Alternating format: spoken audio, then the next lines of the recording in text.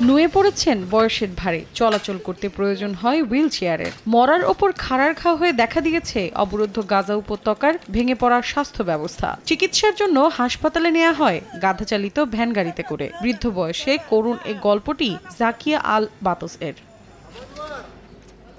দীর্ঘ ৮ মাস ধরে ইসরায়েলের নারকীয় হামলায় মৃত্যুপুরীতে পরিণত হয়েছে অবরুদ্ধ গাজা উপত্যকা। চিকিৎসার জন্য একেবারেই অনুপযুক্ত হাসপাতালগুলো। সংকটময় এ পরিস্থিতিতে অসহনীয় বেদনায় দিন পার করছেন এই বৃদ্ধা। টানা ৯ বছর অকেজো কিডনি নিয়ে বেঁচে থাকার লড়াই করছেন তিনি। যুদ্ধের কারণে দীর্ঘ ১ মাস বন্ধ ছিল তার ডায়ালাইসিস। আমার হাত পা মুখ সবকিছু ফুলে গেছে। আমি চা পানি কিছুই পান করতে পারি না। আমরা সবাই অনেক কষ্ট করছি।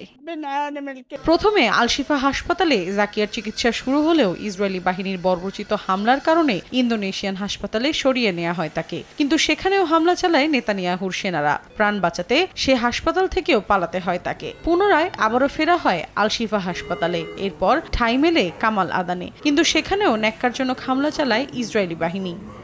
নগদে ৫০০ টাকা বা তার বেশি পেমেন্টে পেতে পারেন ঢাকায় জমিসহ ২০ কোটি টাকার পুরস্কার।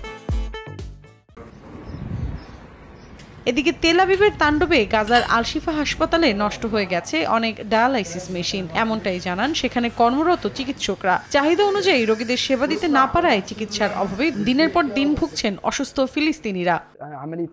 পুরো হাসপাতালে ৬০টি ডায়ালাইসিস মেশিন ছিল। এর ভেতরে আপাতত ১০টি দিয়ে কোনো রকম কাজ চালাচ্ছি আমরা। অন্যদিকে গাজার স্বাস্থ্য ব্যবস্থা পুরোপুরি ভেঙে দেয়াই ইসরায়েলের অন্যতম লক্ষ্য। যুদ্ধের শুরু থেকেই এমনটা দাবি করে আসছে ফিলিস্তিনের স্বাধীনতাকামী সংগঠন হামাস। যদিও তাদের এই দাবি প্রত্যাখ্যান করে আসছে তেল আবিব। মৌসুমী সাথী, সময় সংবাদ।